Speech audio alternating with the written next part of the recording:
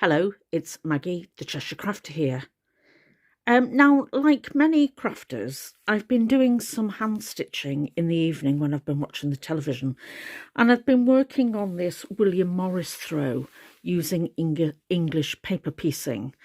And I've shown you the video where I started it. I'm actually on my fourth block of 10 by 10 inch paper pieces.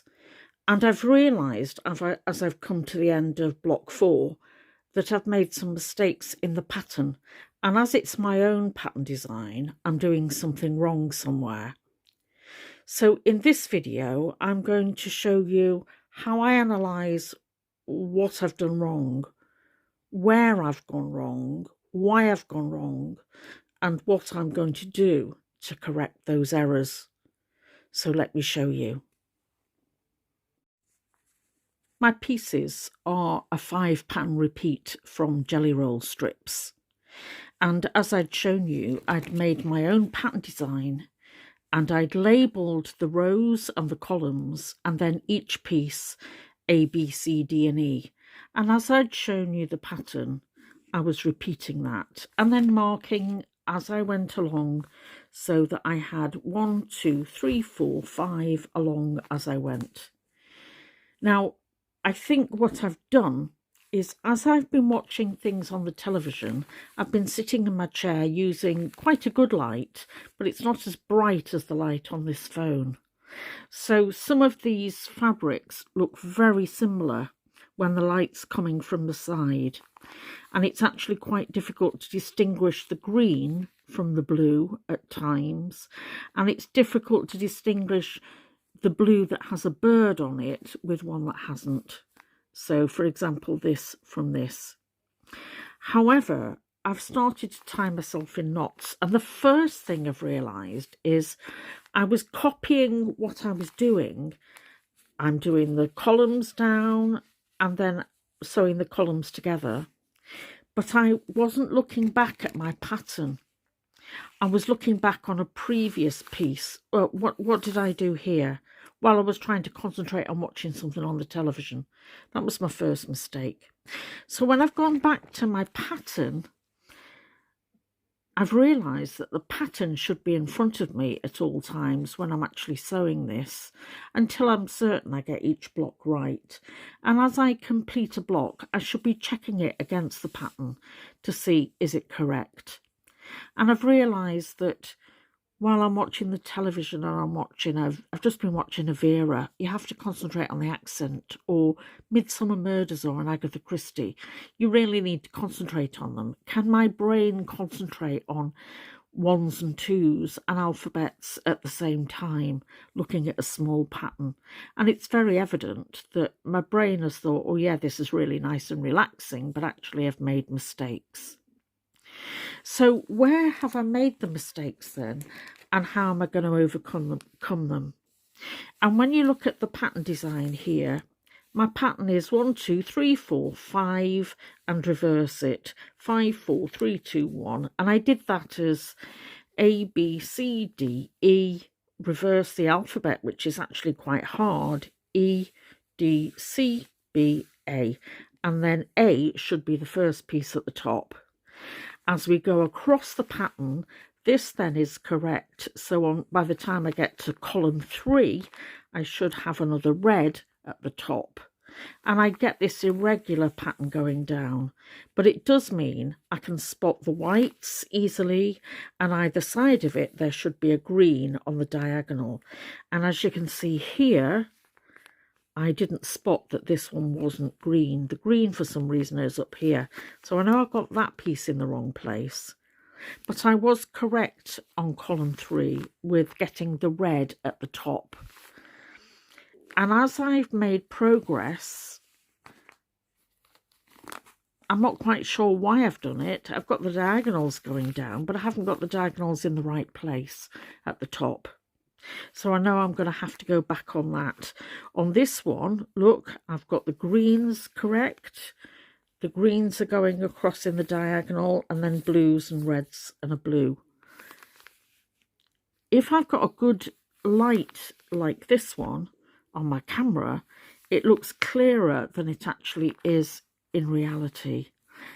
This should be red at the top. And I think when I've come to this was the third block I've done, I've just copied what I did on number 1. So I've got the reds and the whites and the greens right. I'm going to have to go back and unpick some of that.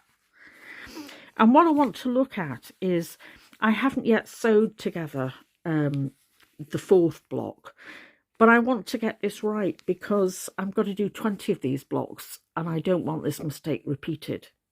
So I've gone back to my pattern and I've realised that my brain struggling at night with A's, B's and C's, D's and E's, as well as looking at the television and the light, the way that I'm going to do it is having the pattern in front of me and comparing it to my pattern.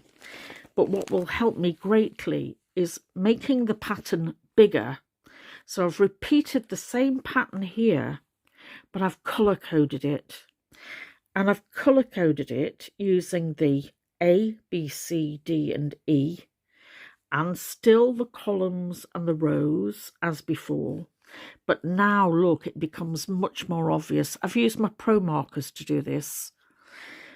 Where I've got the bird, the blue bird, to distinguish the blue bird pattern from the other pattern that's got this fawn coloured in it, I've taken it as a blue and fawn, and then a red, a complete blue, a red, a white and red, and then a green, a blue, a red and blue bird in it. And how much easier is that for me to see on my lap tray as I'm sewing my fabric in pieces. I think enlarging it and having a visual pattern design is much easier and is going to help me prevent recurrence of the errors I was very evidently making, rather than having this smaller pattern. So now I'm in the process of going back to my pattern and looking at each block and seeing, do I need to take it all apart? No, I don't. I just need to go back to, where did I go wrong? In this top piece, in this first block, it's only this piece here I've got wrong and I need to swap them around. I'm going to unpick my stitches. Don't forget, these are still basted with the paper inside them. And fortunately that I did that, because it's still going to help me keep those pieces in position while I move and change their positions. I meant those pieces keep their shape that I want while I make those changes. Am I going to have to return to the whole block and undo the whole block? No, I'm not. I'm just going to have to identify where I've started to go wrong, unpick it with a seam ripper, and then start again. And I think it would be wise if I now work with this on the lap tray in front of me while I'm working late at night as I'm starting to get tired, still with a good light ahead of me. And then as I finish each block, go back and check each block against the pattern and each block against a previous block. And I should soon see, look, there's a mistake. The mistakes are going to become much more obvious if I do that. So I don't mind admitting I've gone wrong. Fortunately, I'm only on my 4th block, but this is a huge piece. I'm going to invest an awful lot of time, energy and money into this, so I want to get it right. So it's always worth analysing, and it's worth going back to the where have I gone wrong? Why have I gone wrong? How can I overcome it? And how can I correct it before I proceed? It's going to take me some time now to go back and do that, and I'm really annoyed with myself. But this is my own pattern, so I've only got myself to blame. But I think once I've corrected all of that and I've completed 4 rows of the top block, I've actually done 1/5 of the English paper piecing that I want to for this throw, this size throw. It's going to be 20 blocks. it's going to be mid-February by the time I do that. So it's going to have taken me 6 weeks or so to have done that beginning of the throw. And it might take me a whole year to do this throw. I don't know. But I do want to get it right. So I hope I've helped you analyse where, if you've gone wrong, where you've gone wrong, how to analyse where you've gone wrong and how to correct it. And don't beat yourself up. It's only a piece of fabric. It's only a piece of paper. It's only based in cotton and a bit of sewing thread.